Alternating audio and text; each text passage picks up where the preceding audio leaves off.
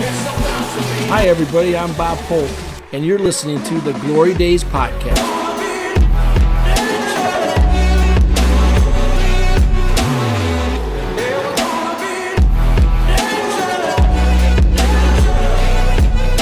Welcome, everybody. I'm Bob Polk. I'm your host today.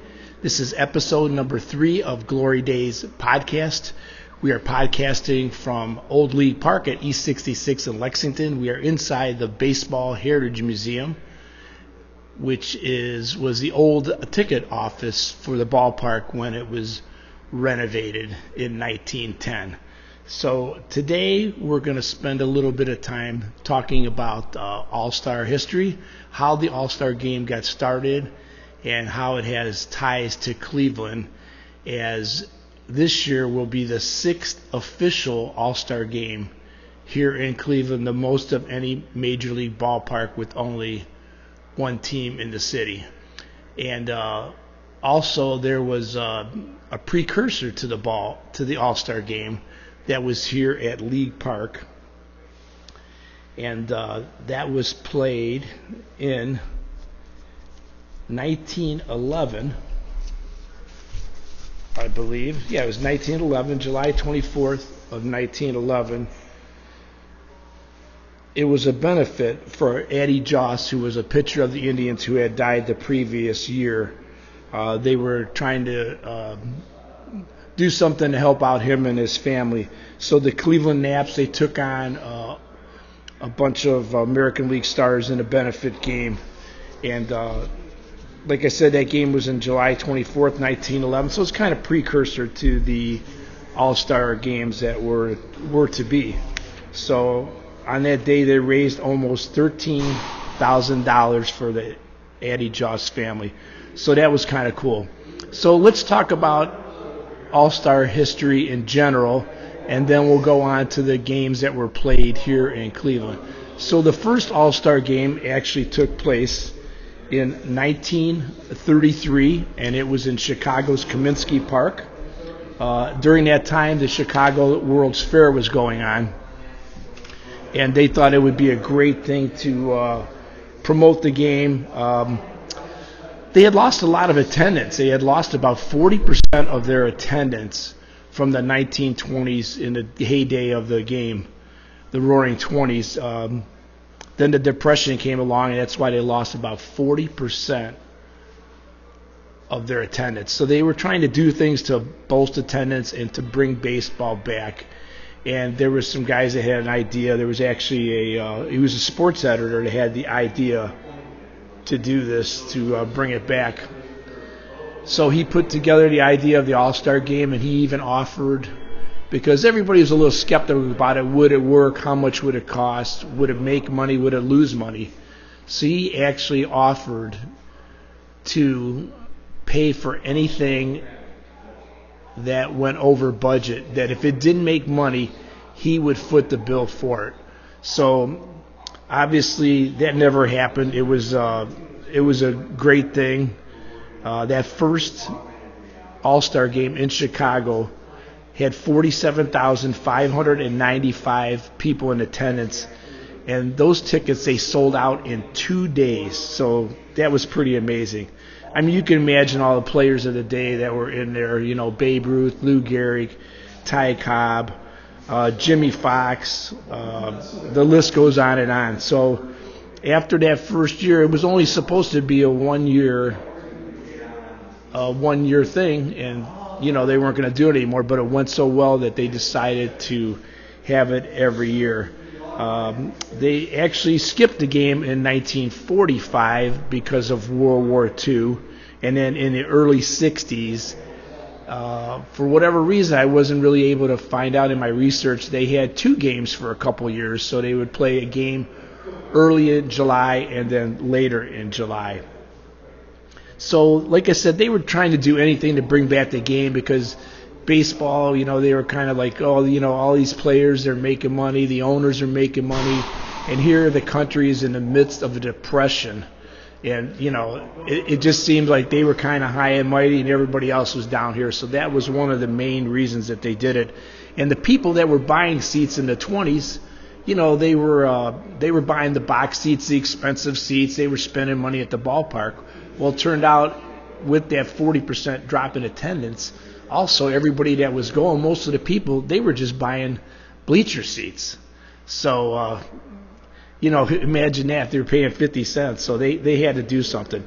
So there was a bunch of different things that they used to do to try to get people in the park in those days. They would have free admission for women. They would have grocery giveaways, entertainment, all kinds of different things. And then, of course, they came up with night baseball. So the first night baseball game was on May 24th of 1935, and that was in Cincinnati. And Cincinnati's owner spent over $50,000 outfitting his field with lights. Well, they didn't know how it was going to work or not, but it was an unbelievable success. During the day, the average attendance in Cincinnati was just over 4,600 people, and on night games, it was over 18,500. So it quadrupled the amount of people that were coming to games at night. So, as the years went on, they kept going and going, and other teams added night games, and that became the games that were most attended by different people. And these All-Star games, too, at the time when it started out, they were voted on by the fans. It was in newspapers throughout the country who you wanted to vote for. And, of course, you can imagine the first All-Star game, Babe Ruth got over 100,000 votes. So he was definitely the highest vote getter. And it stayed with the customers, the fans, to vote them in until the 1950s. There was a little while there, about 10 years or so, where the owners and players did the voting, and then in the early 60s, it went back to the fans. So let's talk a little bit about the second All-Star game in 1934. Something happened there that was kind of significant. Carl Hubbard was a pitcher, and he struck out 5 Hall of Famers in a row, which to this day is one of the biggest and amazing feats in All-Star history. These are the players that he struck out in a row. You had Babe Ruth, Lou Gehrig, Jimmy Fox, Simmons, and Joe Cronin. So those were the 5 future Hall of Famers that he struck out. So that just added to the allure of the game, and of course it kept on going. So now let's talk a little bit about the All-Star games that took place in Cleveland. Like I mentioned before, the precursor to that was the game that happened here at League Park in 1911 for Eddie Joss, and that was kind of the first real All-Star game, but it wasn't promoted as that. So in 1935, the All-Star game was in Cleveland's Municipal Stadium, which was a brand new stadium, maybe about 3 to 4 years old. The funny thing about it is that was the only Major League game played in Cleveland that year, if you could believe it, because at the time, the Indians, for a few years, they would play their weekday games here at League Park because attendance was a little bit lighter, and then they would move and play their home games at Cleveland Municipal Stadium so they could get some more people in there. But attendance was down during that time because, like I said, it was during the Depression. So actually in 1935 and for a few years, all the games were moved back here to League Park. So that 1935 All-Star game was the only Major League game that was played in Cleveland that year. And I also have a little bit of information about that. Let's see. It was on July 8th, 1935.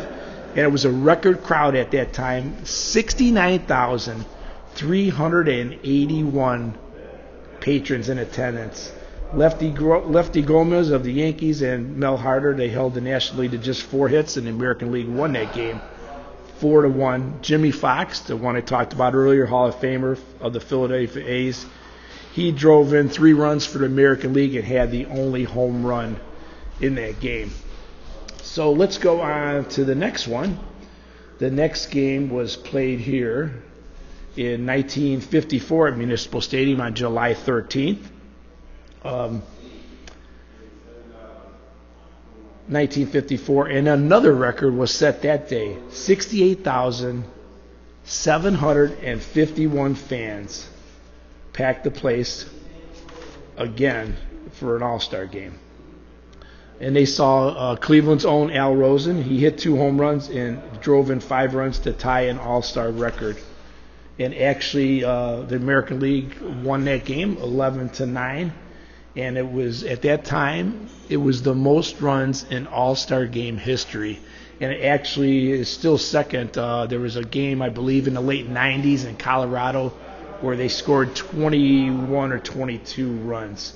So that game, the National League was actually ahead in that game in 1954-98, going into the 8th inning, and Cleveland's own Larry Doby, he tied the score with a home run in the bottom of the 8th, and then they won it in the 9th, added another run, and then they held on to win it. The next All-Star game was played here in 1963. Don't have a lot of information about it. For whatever reason, it was very disappointing. As far as attendance goes, there was only 44,160 at that game. Don't know what was going on at that time. At that time, the Indians were having a little rough road. You know, they were a pretty good team in the 50s and then kind of went through their droughts in the 60s, 70s, and 80s. So maybe that had something to do with, I'm not really sure. But anyway, on that game, Willie Mays, he led the National League to a 5-3 victory. He actually drove in 2 runs, and he stole a couple bases, and he scored twice. And the other thing about that game that was very instrumental was Stan Musial, the Hall of Famer. That was his 24th and last All-Star game. He played in 24 All-Star games, which at the time set a record. So that was significant also. So you want to talk about the next All-Star game here in Cleveland. In 1979, actually, Cleveland put in a bid to be the All-Star City, and they won that. So the All-Star game was here in 1981. But as the 1981 season was coming, there was a strike going on. So they were unsure if the game was going to take place or not. So they actually got everything settled. So the game was played here a little bit later, and it took place in August of 1981. And that set the all-time record. It actually started off the second half of the season. And that's an all-star record attendance that still is in force today. There was 72,086 people at the game, and that's the record. And they actually, actually, I think it was the National League. They won their 10th consecutive victory, 5-4. So all-star history too, kind of funny. I was reading about. So you always think of, you hear the National League won so many in a row, and there was a couple times the American League won so many in a row. And it seemed one-sided for a long time, lopsided.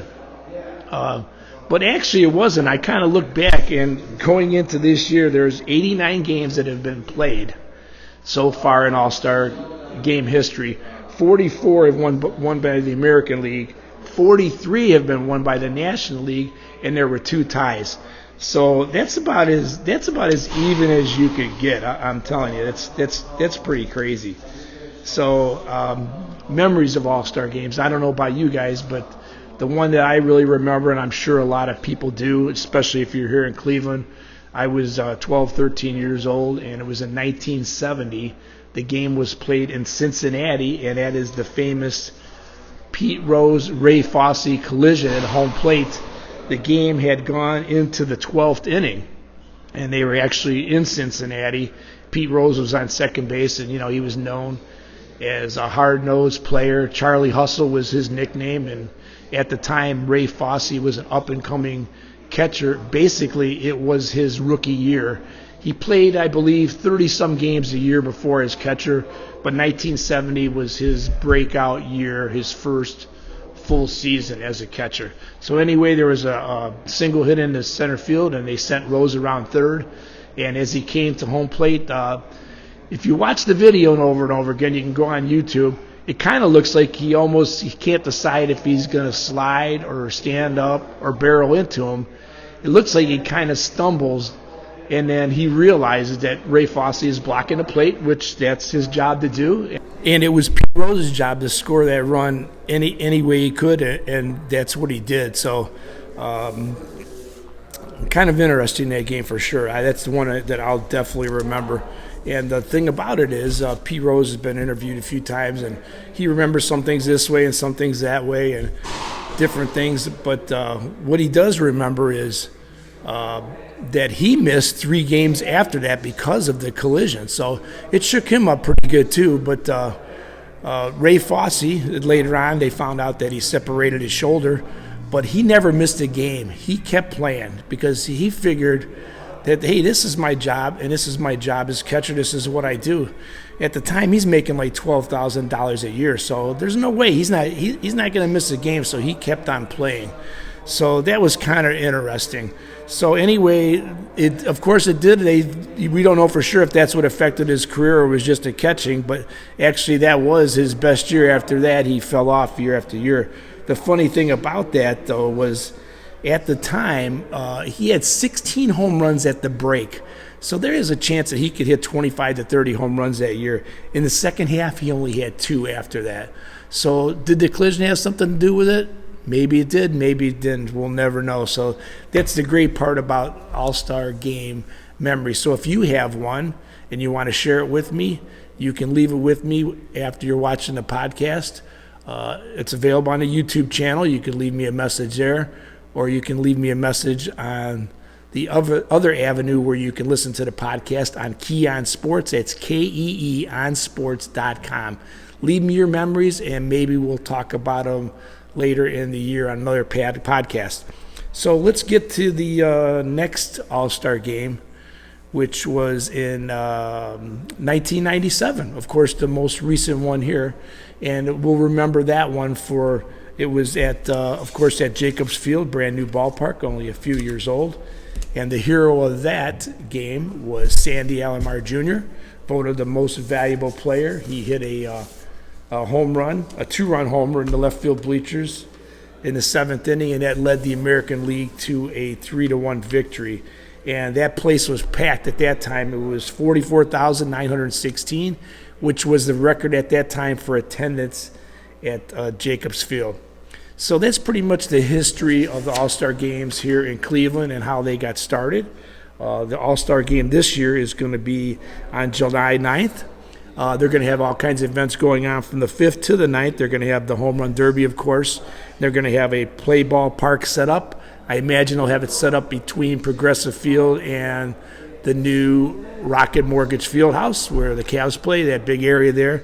So come on down and, enjoy that time. Embrace the All-Star Game. It's a time for Cleveland to shine. And like I said, it's our 6th time hosting the All-Star Game. Also a record for most times hosting by one city. So let's go over a few events that are coming up here at the Baseball Heritage Museum. I'd like to go through this. The first one is at June 6th at 2 o'clock. It is called the Bob Feller Act of Valor Award.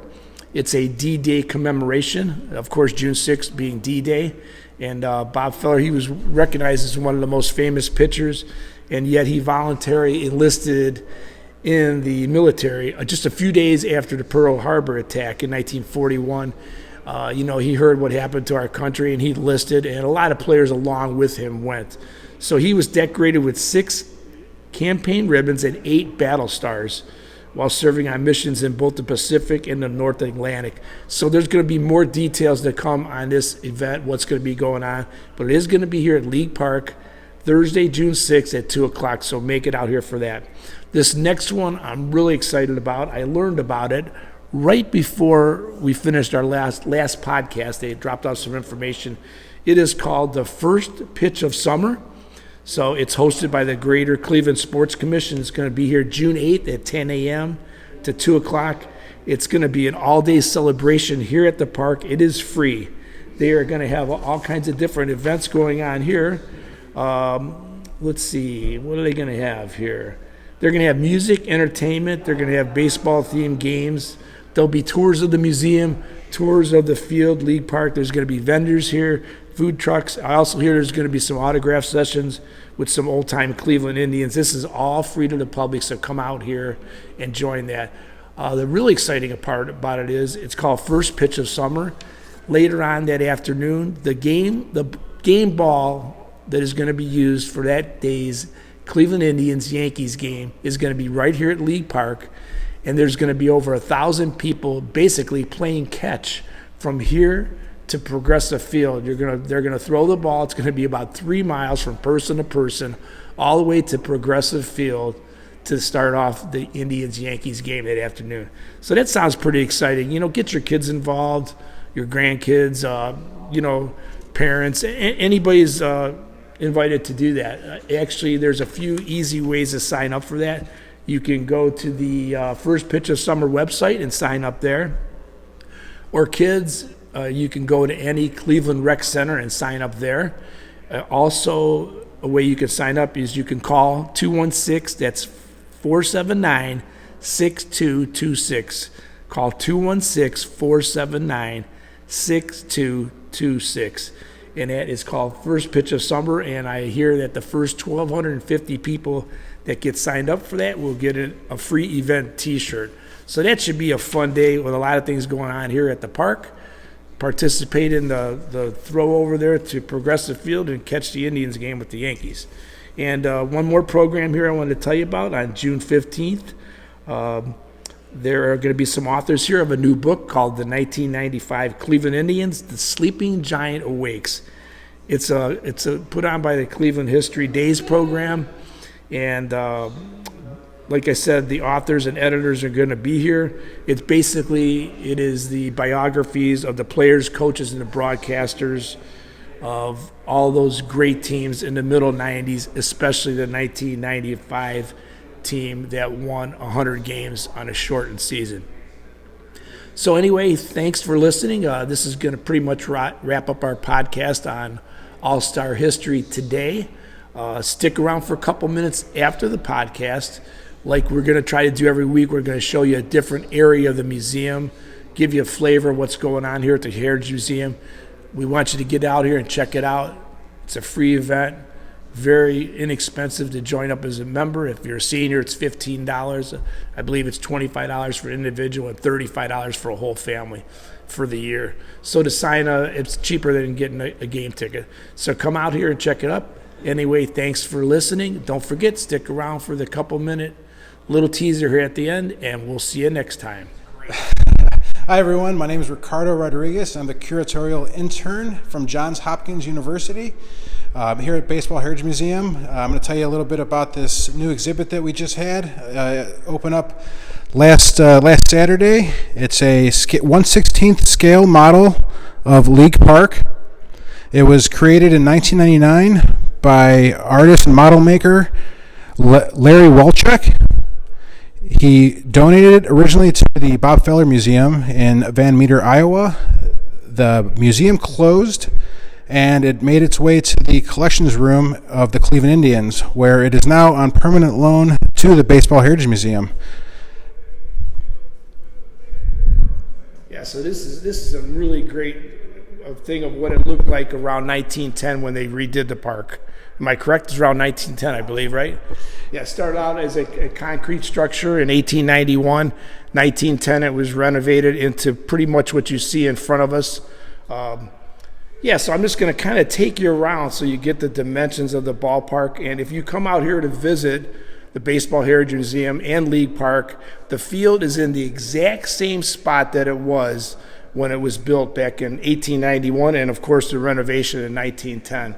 But yeah, this is a great thing to see. I know last week when they unveiled it, they actually had a members-only party to unveil this, and now it's free and open to the public. So these are just one of the great things that you will see when you come out here to the Baseball Heritage Museum.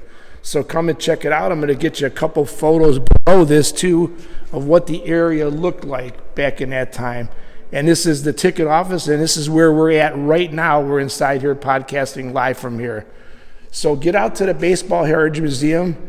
See Bob. We have the interns here today. They're over there waving. They have all the information for you. If you have any questions, talk to Ricardo. Thanks again for listening to the Glory Days podcast. We'll see you next time.